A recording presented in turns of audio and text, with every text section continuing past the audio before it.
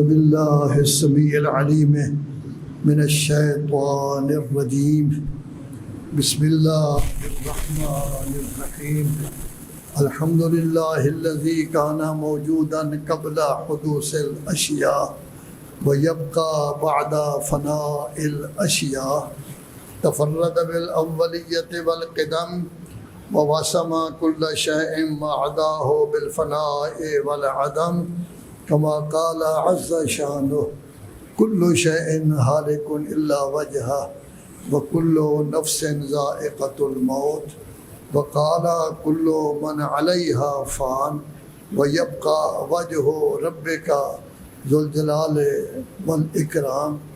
بقا، ابدیت، ہمیشہ رہنا صرف اور صرف اللہ تبارک و تعالیٰ کے لیے ہے، وگرنہ ہم اور آپ جس اس دنیا میں آئے ہیں ایک وقت معین ہے، اس کے بعد ہمیں کوچ کرنا ہوگا، اپنی مرضی سے نہیں بلکہ جیسے اللہ چاہے گا، جو تاریخ معین ہوگی اس کے مطابق ہی ہم نے جانا ہے. اللہ تبارک و تعالیٰ نے ہم پر کرم کیا کہ آخری نبی خاتم الانبیاء حضرت محمد مصطفیٰ صلی اللہ علیہ وسلم کو عالمین کے لیے، تمام جہانوں کے لیے، تمام انسانیت کے لیے، قیامت تک آنے والے انسانوں کے لیے آخری نبی بنا کر بھیجا ہے. ان کی شریعت، ان کا دین آخر تک یہ رہے گا. واحد دین ہے جس کے بارے میں اللہ تبارک و تعالیٰ نے فرمایا ہے: وَمَن يَبْتَغِ غَيْرَ الْإِسْلَامِ دِينًا فَلَن يُقْبَلَ. اگر کوئی شخص اسلام کے علاوہ کوئی دین اختیار کرے گا تو اس کو کسی صورت میں قبول نہیں کیا جائے گا. یہودیت منسوخ، مسیحیت منسوخ، اب دین اسلام ہے. یہ دین اسلام قیامت تک کے لیے جانا ہے، اور جس نبی اعظم صلی اللہ علیہ وآلہ وسلم کو آخری نبی بنا کر بھیجا گیا ہے، اس کو اللہ تبارک و تعالیٰ نے عالمین کے لیے رحمت بنا کر بھیجا ہے. وہ عالمین کے لیے نذیر بھی ہیں، وما ارسلناک الا رحمۃ للعالمین، اور عالمین کے لیے عذاب بن کر نہیں آئے. عالمین پر، جہانوں پر ڈنڈا چلانے والے نہیں آئے، ان کو زبردستی قابو کرنے کے لیے نہیں آئے، ان کو کنٹرول کرنا کہ کسی میں بولنے کی جرات نہ ہو نہیں آئے، بلکہ ان کو تمام عالمین کے لیے رحمت بنا کر بھیجا گیا ہے، تاکہ جیسے وہ خود رحمت ہیں، عالمین کے انسانوں میں بھی وہ رحمت کا بیج ایسا بو جائیں کہ ہر انسان میں انسانیت ہو، انس ہو، محبت ہو، الفت ہو، رحمت ہو، رافت ہو، دوسرے انسان کی عزت کرے، دوسرے انسان کی تکریم کرے، اس کا خیال رکھے، اس میں اونچ نیچ نہ ہو کہ جو امیر ہے جو مرضی کرتا پھرے، جو غریب ہے اس کو رہنے کا حق بھی نہ ہو. نہیں، بلکہ یہی کہا گیا ہے کہ دیکھو، میں جیسے دنیا کے لیے، پوری کائنات کے لیے رحمت بن کر آیا ہوں، آپ بھی رہیں آپس میں ایک دوسرے کے ساتھ رحمت بن کر، ایک دوسرے پر رحمت کرتے ہوئے. مرد کی رحمت عورت پر ہو، عورت مرد کا خیال رکھے، بچوں پر رحمت ہو، بچے بڑوں کی عزت کریں، والدین کی عزت کریں، استاد کی عزت کریں، ہر طرف الفت، محبت اور انس کا دورہ ہو. اور جب دین کی تبلیغ کرنی ہے وہ بھی اس طرح نہیں کرنی کہ او بھائی مانو، او فاسقو، او فاجرو، جہنم کے ایندھن بننے والے ہو. نہیں، بلکہ ادعو الی سبیل ربک بالحکمت والموعظۃ الحسنہ. یہ قرآن مجید کی آیت ہے 14ویں پارے کی، جس میں کہا گیا ہے، آخری صفحے پر ہے، اپنے رب کے راستے کی طرف بلاؤ بالحکمت، حکمت و دانائی، والموعظۃ الحسنہ، اور اچھے وعظ و نصیحت کے ساتھ۔ وعظ و نصیحت کرنے کا ایک طریقہ تو یہ ہے، آپ سب لوگ غلط کار ہیں، نمازیں نہیں پڑھتے، داڑیاں نہیں رکھی ہوئی، جہنم میں جاؤ گے۔ ایک دفعہ یہ ہے کہ ماشاءاللہ آپ اشرف المخلوقات ہیں، بہت اچھی شخصیت ہیں، اللہ کی بارگاہ میں جھکا کریں تاکہ اللہ کے بندے شمار ہوں۔ میں ایک جگہ بہت پرانی مدت ہے، 40-45 سال پہلے، ایک بہت بڑی پارٹی ہے، ان کے ہاں نکاح پڑھنے کے لیے گیا۔ انہوں نے پہلا کام تو یہ کیا کہ 2 مولوی صاحبان کو لے آئے مغل سے، ایک کو وہاں دور بٹھایا دوسری کوٹھی میں، مجھے ایک کوٹھی میں بٹھایا۔ میں نے کہا یہ کیوں؟ کہا وہ لڑکے کی طرف سے آئے ہیں، آپ لڑکی کی طرف سے جب اکٹھے ہوں گے تب اکٹھے بیٹھیں گے۔ پھر وہ مجھ سے پوچھنے لگے کہ آپ یہ بتائیں یہ نکاح پر وقت کتنا صرف ہوتا ہے؟ میں نے کہا جی آپ مجھ سے بڑے ہیں، آپ کا بھی نکاح ہوا ہے، آپ کی بیٹی کی شادی ہو رہی ہے، آپ کو بہتر پتہ ہے۔ کہنے لگے نہیں، ایک مول صاحب آئے تھے، انہوں نے نکاح سے پہلے تقریر کی، تقریر میں کہنے لگے آپ لوگ جہنمی ہیں، فاسق فاجر ہیں، شرابی ہیں، زانی ہیں۔ تو میں نے ان کو یہ کہا کہ ہم بہت بڑے تاجر ہیں، لذا ہم شراب نہیں پیتے، جو شراب پیتا ہے اس کے ذہن موف ہو جاتا ہے، وہ کام نہیں کر سکتا، ہم نے تو کروڑوں کا کاروبار کرنا ہے۔ پھر جہاں تک زانی کو، اس نے کہا ساری زندگی ہم نے کبھی زنا نہیں کیا، کیونکہ مولا علی کا فرمان ہے جو زنا کرتا ہے اس کے گھر میں بھی ہوتا ہے۔ تو وہ کہنے لگے کہ میں نے ان کو یہی کہا ہے کہ ہم اپنی ماؤں، بہنوں، بیٹیوں کو محفوظ کرنے کے لیے کبھی کسی طرف غلط نظر نہیں کرتے۔ تو یہ تبلیغ کا طریقہ تھا ان کا۔ وہ کہنے لگے آپ جھوٹ بول رہے ہیں، آپ چونکہ داڑھی نہیں ہے آپ کی، آپ فاسق فاجر ہیں، آپ کی بات پر اعتبار نہیں کیا جا سکتا۔ بہرحال میں سمجھ گیا۔ میں نے کہا ایک بہت بڑے شاعر ہوتے تھے افسر عباس زیدی، یہ ان کے والد تھے اکبر عباس دہلوی، ان کو کہتے تھے۔ داڑھی بھی ماشاءاللہ بڑی تھی اور ہر وقت چھرا ساتھ رکھتے تھے کہ جو نہیں مانے گا وہ چھرا ہی مار دوں گا میں۔ میں نے کہا وہ ٹھیک ہے، اللہ نے آپ لوگ کو بچا لیا۔ وہ کہنا ان کے پاس چھرا بھی تھا، آپ تو بیٹھے ہوئے تھے نا آرام سے، بندوقیں وغیرہ تو آپ کے پاس نہیں تھے۔ تو یہ تبلیغ کرنے کا طریقہ نہیں ہے۔ ادعو الی سبیل ربک بالحکمت والموعظۃ الحسنہ۔ سب سے بڑا سٹیج آپ لوگوں کے پاس ہے، سب سے بڑا ممبر آپ لوگوں کے پاس ہے۔ باقی لوگوں کے ممبر جعلی ہیں، کبھی واز کر دیا، کبھی کوئی تھوڑا سا ذکر کر دیا، آپ کو تو مستقل ہے۔ آج ولادت ہے، آج شہادت ہے، آج پیدائش ہے، آج غدیر ہے، آج مبالہ ہے، پھر محرم سفر پورا کا پورا ماشاءاللہ کئی سالوں سے اب 2 مہینے 9-8 دن تک مجالس ہوتی رہتی ہے۔ تو ظاہر ہے کہ یہ مجالس ہوتی اتنا بڑا سٹیج، اور پھر محرم میں 24 گھنٹے کوئی ایسا گھنٹہ خالی نہیں اس میں مجلس نہ ہو رہی ہو، ہر گھنٹے کسی نہ کسی جگہ نماز ہو رہی ہے۔ جس طرح نماز ہو رہی ہے اس علاقے میں مجالس وغیرہ بھی ہو رہی ہیں۔ رات دن کا فرق ہے، اوقات کا فرق ہے، لیکن اگر اس میں رسول اعظم صلی اللہ علیہ وآلہ وسلم کے طور طریقے کے مطابق تبلیغ ہو، اپنے آپ کو آدمی ایک طرف رکھے، اللہ کی طرف لوگوں کو بلائے، اللہ کی طرف دعوت دے، الفت کی دعوت دے، محبت کی دعوت دے، ان کو یہ بتائے لوگوں اگر آزادی چاہتے ہو تو توحید کے قائل ہو جاؤ، کیونکہ جب توحید کے قائل ہو جاؤ گے لا الہ الا اللہ، تو آپ نے عہد کیا ہے کہ میں کسی کو بھی نہیں مانتا سوائے اللہ کے۔ بعد میں ٹھیک ہے جس کو اللہ معتبر قرار دے دے گا، انبیاء اولیاء تو ہو جائیں گے، اصل تو لا الہ الا اللہ ہے۔ تو گویا آپ پوری دنیا سے آزاد ہو گئے، آپ کو کسی سے ڈرنے کی ضرورت نہیں ہے، آپ میں حریت آ گئی، آپ میں آزادی آ گئی۔ آپ نے صرف اور صرف اللہ تبارک و تعالیٰ کے سامنے جھکنا ہے۔ نبی کے سامنے جھک رہے ہو چونکہ اللہ نے کہا ہے، امام کے سامنے جھک رہے ہو اللہ نے کہا ہے، اہل بیت کے سامنے جھک رہے ہو اللہ نے کہا ہے، والدین کی عزت کر رہے ہو ایک حد تک اللہ کی وجہ سے، اللہ نے فرمایا ہے، استاد کی عزت کر رہے ہو ایک حد تک، وہ بھی اللہ کے فرمان کی، اصل تو اللہ ہے، اللہ کے حکم کے مطابق ہم نے چلنا ہے۔ تو گویا آپ آزاد ہو گئے، آپ نے اللہ کے علاوہ کوئی بات صحیح ہو تو مان لینا ہے، وگرنہ کسی کی نہیں ماننا. اور اللہ کہتا ہے آپ کی زندگی اور موت میرے ہاتھ میں ہے، کسی نبی امام کے ہاتھ میں نہیں ہے، باپ کے ہاتھ میں بھی نہیں ہے، استاد کے ہاتھ میں بھی نہیں ہے، کسی حکومت کے ہاتھ میں بھی نہیں ہے. تو جب یہ ہو جائے گا تو انسان آزادی کی زندگی بسر کرے گا.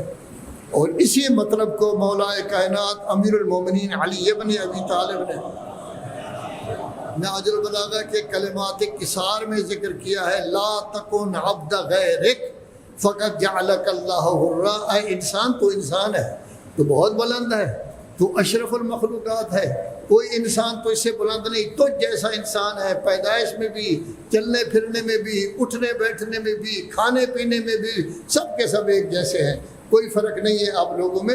الا یہ ہے کہ جس میں تقویٰ زیادہ ہوگا اس کا درجہ زیادہ ہوتا جائے گا. جب یہ چیز ہوگی تو انسان کو کسی کے سامنے جھکنے کی ضرورت نہیں ہے، کسی کے گھٹنوں پر ہاتھ رکھنے کی ضرورت نہیں ہے، کسی کے پاؤں پڑنے کی ضرورت نہیں ہے، کسی کو روٹی پانی کے لیے جو ہے جھکنے کی ضرورت نہیں ہے. اللہ کے پاس سب کچھ ہے، وہیں سے آپ کو سب کچھ مل سکتا ہے. تو آپ کو آزادی مل رہی ہے تو اللہ تبارک و تعالیٰ کی توحید کی وجہ سے کہ لا الہ الا اللہ، میں اللہ کے علاوہ کسی کے سامنے جھکنے کے لیے میں تیار نہیں ہوں، تو آپ آزاد ہو جائیں گے. اور یہی آزادی کا درس رسول اعظم صلی اللہ علیہ وآلہ وسلم نے دیا. انہوں نے فرمایا اگر میرے ایک ہاتھ پر سورج رکھ دیا جائے اور ایک ہاتھ پر چاند رکھ دیا جائے، یعنی پوری کائنات کی دولت، سونا اور چاندی مجھے دے دیا جائے، تب بھی میں حق سے منہ نہیں موڑوں گا. تو یہ آزاد وہ خود تھے، آپ میں بھی انہوں نے آزادی پیدا کرنے کی کوشش کی. مولا کائنات سے کسی نے کہا کہ یا علی، جب رسول اعظم اس دنیا سے چلے گئے تو صرف 6 آدمی آپ کے ساتھ تھے. تو حضرت نے ارشاد فرمایا اگر میں اکیلا بھی رہ جاؤں تو مجھے کوئی پرواہ نہیں، جو حق ہے اسی کے مطابق میں چلوں گا، میں کسی کی پرواہ نہیں کروں گا. تو ظاہر ہے کہ یہ سب کچھ کیوں ہے؟ اللہ کے بندے تھے، رسول اللہ بھی اللہ کے بندے تھے. انہوں نے کہا میرے ایک ہاتھ پر سورج، ایک پر چاند، میں کسی کی پرواہ نہیں کرتا. اور پھر علی بھی اللہ کے بندے ہیں، وہ بھی یہی کہتے ہیں کہ اگر کوئی آدمی میرے ساتھ نہ رہے تب بھی حق کے مطابق میں چلوں گا. اور یہ صرف معصوم کی بات نہیں ہے، خمینی صاحب نے بھی یہی کہا تھا کہ جب روس نے حملہ کیا ہے افغانستان پر، ان دنوں اتفاقاً میں بھی ایران گیا ہوا تھا، تو ان کے گھر میں ان سے ملاقات تھی. وہاں جرمنی کے صحافی وغیرہ بھی آئے ہوئے تھے، وزراء بھی بیٹھے ہوئے تھے. کھانا بھی انہوں نے سب کو دیا، اور کھانا کوئی آپ کے 20 30 40 کھانے نہیں تھے، آپ گوشت تھا، آپ گوشت پکا ہوا تھا، چاول پکے ہوئے تھے، اور خود اٹھا کے وہ لوگوں کو دے رہے تھے. تو لوگوں نے کہا جی امریکہ کے آپ پہلے مخالف ہیں، روس کے، اب آپ مخالف ہو گئے، اب زندگی کیسے گزاریں گے؟ فرمایا نہیں، ہم نے تو حق کے مطابق زندگی بسر کرنی ہے. ہمارے مولا نے یہی فرمایا اکیلے بھی رہ جاؤ تب بھی حق کے مطابق چلو. جب غلط کیا ہے روس نے کہ حملہ کیا ہے افغانستان پر، تو میں اس کی مخالفت کر رہا ہوں، مجھے اس کی کوئی پرواہ نہیں ہے. تو یہ تو انسان تھے. آج کل کی اصطلاح میں مولوی صاحب تھے. جس مولوی صاحب کے پیچھے آپ نمازیں بھی پڑھتے ہیں، جہاں اس کے پاؤں ہوتا ہے وہاں سر بھی رکھتے ہیں، اور انہی مولوی صاحبان کو بیچارے آپ ناراض ہو جائے تو گالیاں بھی دیتے ہیں. آپ ان کو سب کچھ کہتے ہیں، کہتے ہیں ہماری مسجد چھوڑ دو. پرانے زمانے میں سنا تھا کہ مسجد اللہ کا گھر ہے، اب انجمنیں کہتے ہیں یہ میری مسجد ہے، میں جس کی مرضی کسی کو پیش نماز رکھوں نہ رکھوں. یہ کمزوری کی دلیل ہے. وہ قوم کمزور ہوتی ہے جو علماء کی عزت نہیں کرتی. وہ قوم کمزور ہوتی ہے جس کے پیچھے نماز پڑھتی ہے اسی کو گالیاں دیتے ہیں. وہ قوم کمزور ہوتی ہے کہ جس کے پیچھے نماز پڑھتے ہیں اس کو کہتے ہیں یہاں سے نکل جاؤ، یہ مسجد ہماری ہے. مسجد تو خانہ خدا ہے. انجمن والے خادم ہوتے ہیں، مسجد کے نوکر ہوتے ہیں، مسجد کی خدمت کرنے والے ہوتے ہیں، نہ یہ کہ وہ چودھری ہوتے ہیں کہ فلاں کو نکال دو فلاں کو رکھ لو. تو گویا کہ رسول اللہ نے بھی ہمیں آزادی کا درس دیا، مولا کائنات نے بھی آزادی کا درس دیا. خمینی صاحب بھی انسان تھے، عالم دین تھے، مجتہد تھے، ان نے بھی ہمیں آزادی کا درس دیا. تو آزادی کا درس مل سکتا ہے لا الہ الا اللہ سے. اب چاہیے اسی آزادی کو پھیلاؤ. ادعو الی سبیل ربک بالحکمت والموعظۃ الحسنہ. کتنا ہی اچھا ہو جو انجمن مجالس کراتی ہیں، وہ کہیں اپنے پڑھنے والوں کو کہ حضور ایسی مجلس پڑھیں کہ اس میں ہندو بھی بیٹھے ہوئے ہیں، سکھ بھی بیٹھے ہوئے ہیں، برادران اہل سنت بھی ہیں، مسیحی بھی بیٹھے ہوئے ہیں، ایک مشترک مجلس پڑھو تاکہ ہر آدمی سن سکے، اور دین ہے ہی مشترک۔ خود دین کہتا ہے تعالوا الی کلمۃ سواء بیننا و بینکم، اے اہل کتاب آؤ ایک ایجنڈے پر ہم جمع ہو جائیں، وہ ہے اللہ۔ چلو رسول کو نہیں مانتے تو کوئی فرق نہیں پڑتا، اللہ کو تو مانتے ہیں، جب اللہ کو مانتے ہیں تو آؤ ایک کلمے پر جمع ہو جائے۔ اللہ کہہ رہا ہے، اللہ کہہ رہا ہے تیسرے پارہ سورہ آل عمران میں کہ اللہ پر جمع ہو جاؤ، اور جب اللہ پر جتنے جمع ہو جائیں ان کو اپنا سمجھو۔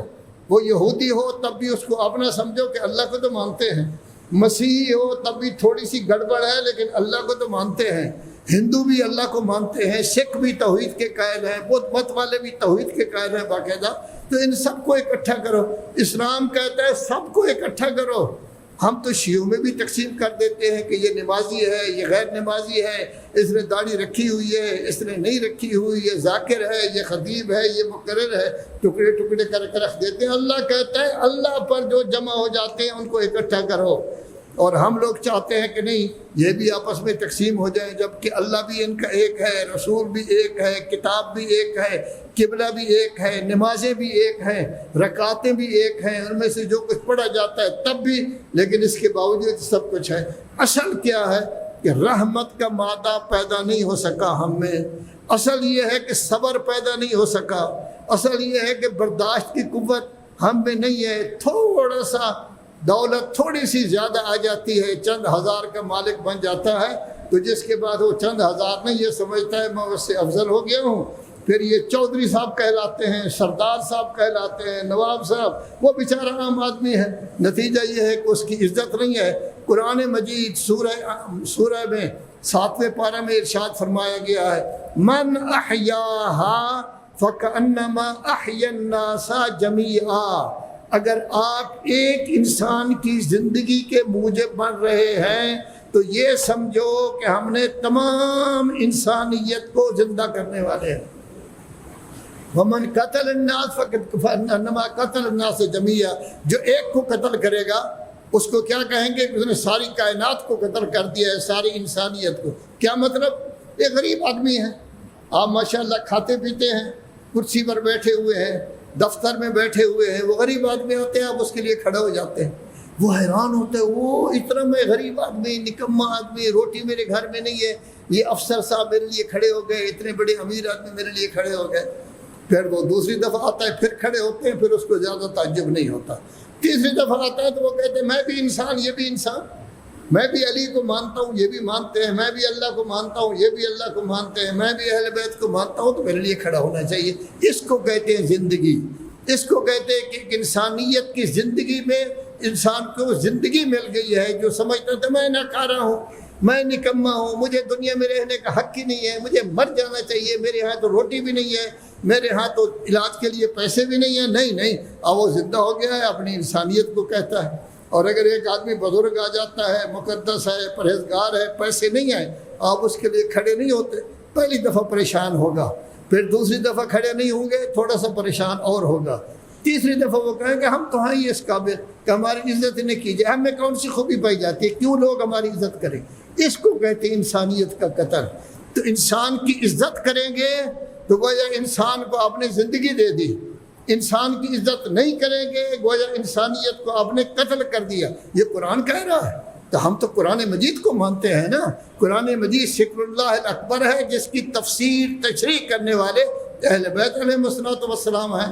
تو اصل یہی ہے کہ اگر مولوی صاحبان، مقررین، خطباء، جن کو آپ بلاتے ہیں، بڑی بڑی مجلسیں کراتے ہیں، 24 گھنٹے کی مجلسیں ہوتی ہیں، اگر وہ سب کے لیے اتحاد کی دعوت دیں، مساوات کی دعوت دیں، حریت کی دعوت دیں، آزادی کی دعوت دیں، سب کے لیے مشترک ان کا خطاب ہو تو سب لوگ آئیں گے۔ اس کا فائدہ کیا ہوگا؟ ان کو پتہ چلے گا کہ اہل بیت کے ماننے والے اس طرح کی اچھی باتیں کرتے ہیں، اہل بیت کا نام بھی آ جائے گا، اہل بیت کی محبت پیدا ہوگی، اہل بیت کا چرچا ہوگا، اہل بیت کا تذکرہ ہوگا، لوگ اہل بیت کی طرف آئیں گے۔ آپ کے اخلاق کو دیکھ کر، آپ کے کردار کو دیکھ کر، آپ کی زبان کو دیکھ کر، آپ کے پیار کو دیکھ کر، آپ کی محبت کو۔ لیکن بقول مولانا صفدر حسین صاحب اگر تقریر میں تسی چونڈیاں وڈو گے لوگوں نو، تنگ کرو گے، تان و تشریح کرو گے تو کوئی بھی نہیں آئے گا، کوئی بھی آپ کی مجلس میں نہیں آئے گا۔ پر یہ مجلس کیوں کراتے ہیں آپ؟ صرف اہل تشیع کو سنانے کے لیے کراتے ہیں؟ وہ تو جو چیزیں آپ بیان کرتے ہیں وہ سب کے سب جانتے ہیں، کوئی نئی چیز نہیں۔ آپ ایک آیت پڑھیں، شروع کر رہے ہیں، ہر آدمی کو پتہ چل جائے گا آج یہ بیان کرے گا۔ اور تقریر بھی بنی بنائی ہوتی ہیں، اس میں کوئی جدت نہیں ہوتی، اس میں کوئی اختراع نہیں ہوتا، کوئی نئی تقریر نہیں ہوتی۔ ایک آدھ بات کو نہیں آ جائے وہ بھی کسی سے سن کر وگرنہ نہیں ہوتی، صرف پیسے کا چال چلن ہے۔ اتنے لاکھ دے دیے، اتنے لاکھ دے دیے، یہ ہو گیا وہ ہو گیا، گویا غم حسین کو بیچا اور خریدا جاتا ہے۔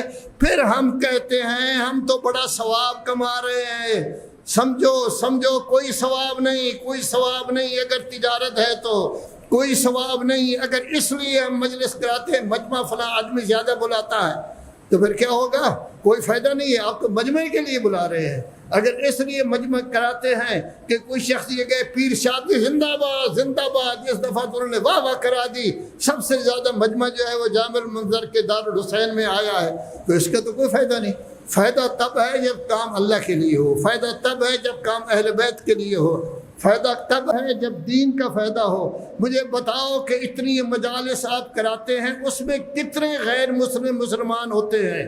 اس میں کتنے غیر سنی تشیع کی طرف آ جاتے ہیں؟ کتنے بے نماز با نماز بن جاتے ہیں؟ کتنے آدمی کی نماز صحیح ہو جاتی ہے؟ کچھ بھی نہیں ہوتا۔ جب کچھ بھی نہیں ہوتا تو آپ نے کیا کمایا ہے، کیا کیا ہے، مقصد کیا تھا؟ لاکھوں روپیہ کیوں خرچ ہوتا ہے؟ ایسی چیزیں کیوں خرچ ہوتا ہے؟ اللہ کے رسول نے تو کچھ نہیں لیا تھا۔ مولا کائنات تبلیغ کرتے رہے، یہودی کے باغ میں مزدوری کر کے روٹی کھاتے تھے، انہوں نے تو کچھ نہیں لیا۔ وہ تو جو کچھ ان کے پاس آتا تھا وہ تقسیم کر دیتے تھے۔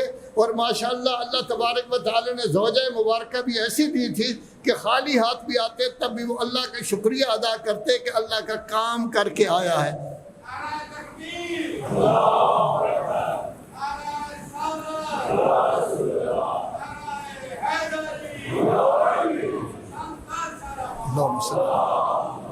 مشہور واقعہ ہے، ہمیشہ سنتے رہتے ہیں۔ انار طلب کیا تھا، ایک دفعہ گئے یہودی کے گھر میں، کہا مولا میں کہہ رہا ہوں، بالا انہوں نے جو کچھ بھی کہا ہوگا، آج کل تو انار کا موسم ہی نہیں ہے۔ فرمایا آپ کی بیگم کے پاس کچھ انار پڑے ہوئے ہیں، مہنگے ہیں، بے شک مہنگے، آپ مجھے دے دیں۔ انار لے کر گئے، ایک غریب آدمی بیٹھا ہوا تھا، کرا رہا تھا۔ پوچھا کیا بات ہے جی؟ یہ تکلیف ہے، آدھا انار مل جائے تو میں ٹھیک ہو جاؤں گا۔ اس کو دے دیا، پھر وہ تھوڑا پھر کرا رہا ہے، کیوں؟ آدھا انار، اور خالی ہاتھ گئے۔ جب وہ خالی ہاتھ گئے تو انہوں نے پوچھا تک نہیں ہے کہ آپ انار لینے کے آئے تھے، بلکہ بتایا ہے کہ یا علی آپ نے تو دیر کر دی، یہاں تو پورا دسترخوان انار کا بھرا ہوا آیا ہوا ہے میرے پاس۔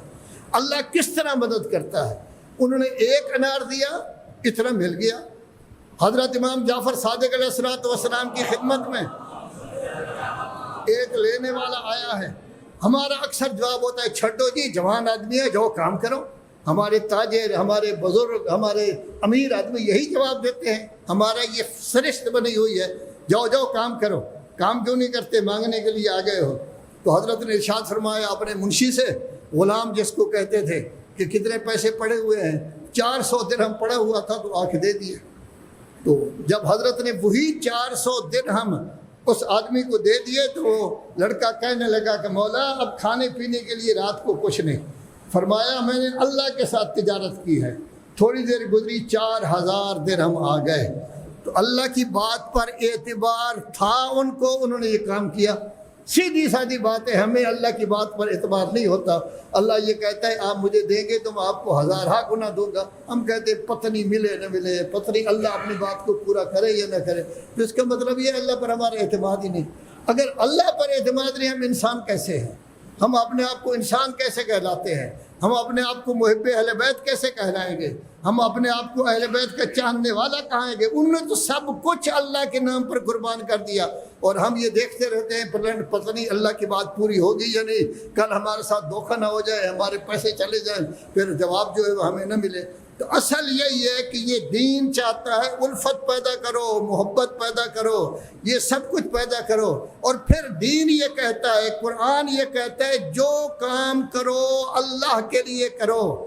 وَمَنْ أَحْسَنُ قَوْلًا مِّمَّنْ دَعَا إِلَى اللَّهِ سب سے بڑی گفتگو یہ ہے، سب سے بڑا خطبہ جمعہ یہ ہے کہ آپ لوگوں کو اللہ کی طرف، اپنی طرف دعوت نہ دو، جامع المنذر کی طرف دعوت نہ دو، اپنی تنظیم کی طرف دعوت نہ دو، پارٹی کی طرف نہ دو، اپنے ملک کی طرف نہ دو، اپنے ادارے مسجد کی طرف نہ دو، اللہ کی طرف دعوت دو۔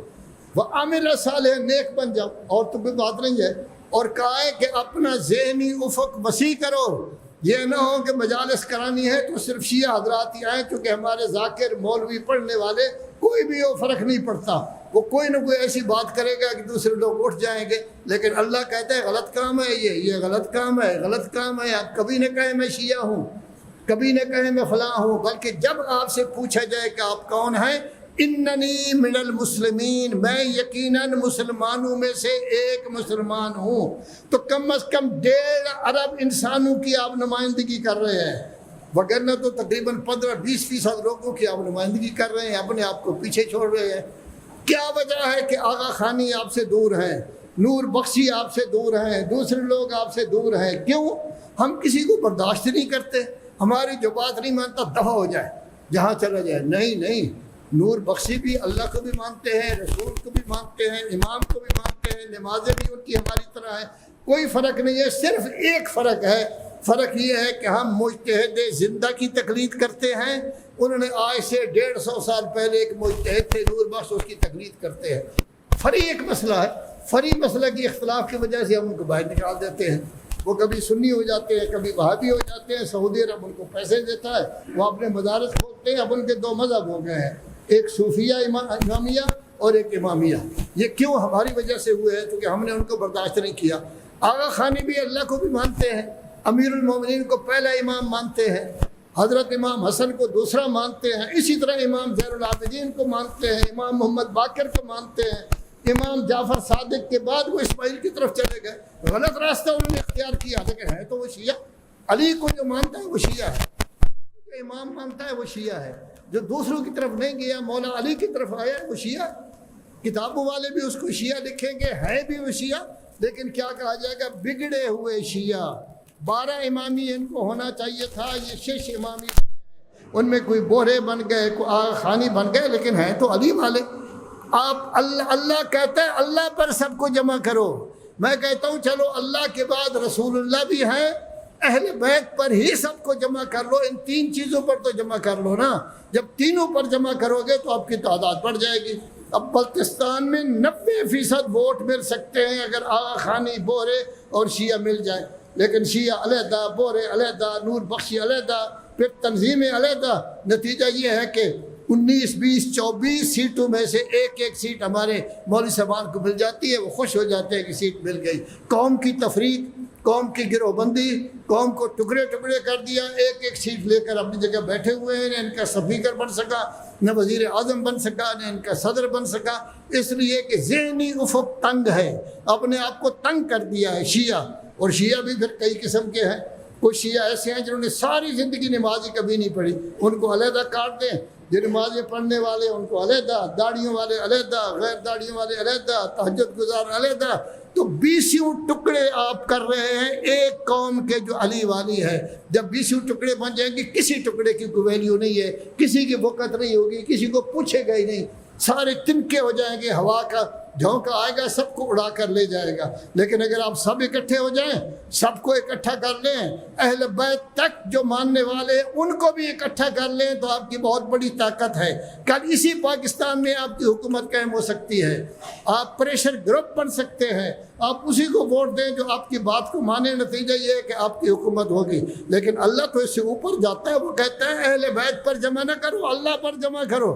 اللہ پر جمع کرو گے تو پوری دنیا میں اللہ کے ماننے والوں کی اکثریت ہوگی، جو اللہ کو نہیں مانتے ان کی تعداد کم۔ ذہنی افق وسیع ہو، روشن خیال بنے، جمود کو توڑیں۔ ہم جو جمے ہوئے ہیں کسی ایک فکرے پر، بس میں نہیں، میں کچھ بھی نہیں ہوتا، ہم ہونا چاہیے، ہم ہونا چاہیے، مل کر کم کرنا چاہیے، مل کر آگے بڑھنا چاہیے، مل کر ایک دوسرے کے ساتھ کمک کر کے آگے بڑھنا چاہیے، ایک دوسرے کی مدد کر کے آگے بڑھنا چاہیے، ان کو کرنا چاہیے۔ آپ کی ذمہ داری ہے، آپ اصل مسلمان ہیں، کیونکہ انبیاء کو بھی مانتے ہیں، رسول اللہ کو بھی مانتے ہیں، امامت کا سسٹم آپ نے مانا ہے، دوسرے لوگوں نے نہیں مانا۔ اصل مسلمان آپ ہیں، آپ کی ذمہ داری بنتی ہے دوسروں کو اپنی طرف اخلاق کے ساتھ کھینچیں، کردار کے ساتھ کھینچیں، ان کو دعوتیں دیں، ان کو بلائیں، ان کے سامنے اہل بیت کا تذکرہ ہوگا۔ اہل بیت سونا ہے، اہل بیت ہیرو ہیں، اہل بیت در ہیں، اہل بیت سب کچھ ہے، لوگ ان کی طرف آ جائیں گے۔ اب کتنے ہیں، مثلا طارق جمیل اہل سنت ہے، لیکن وہ کہتے ہیں پتہ نہیں ہم اہل بیت سے کیوں دور ہیں۔ ہم نے خود اہل بیت سے لوگوں کو دور کر رکھا ہے، اپنے آپ کو محدود کر لیا ہے، کسی کو نہیں بلانا، کوئی بھی نہیں آئے گا ہمارے ہاں، وہ چند آدمی ہیں وہی بیٹھے ہوں گے یا علی کرنے والے، ہم نے کسی کو آگے نہیں کرنا۔ نہیں، یہ نہیں، یہ دین کی خدمت نہیں ہے، اسلام کی خدمت نہیں ہے۔ اسلام کی خدمت تب ہوگی جب مسلم بنو، امامت کے قائل ہو، لوگوں کو امامت کی دعوت دو اور امامت کی طرف ان کو بلاؤ۔ جتنے لوگوں کو امامت کی طرف آپ لے آئیں گے اتنا درجہ آپ کا بڑا ہو جائے گا۔ ان احسن الحدیث وابلغ الموعظۃ کتاب اللہ۔ اعوذ باللہ من الشیطان الرجیم، بسم اللہ الرحمن الرحیم، والعصر ان الانسان لفی خسر الا الذین آمنوا وعملوا الصالحات وتواصوا بالحق وتواصوا بالصبر۔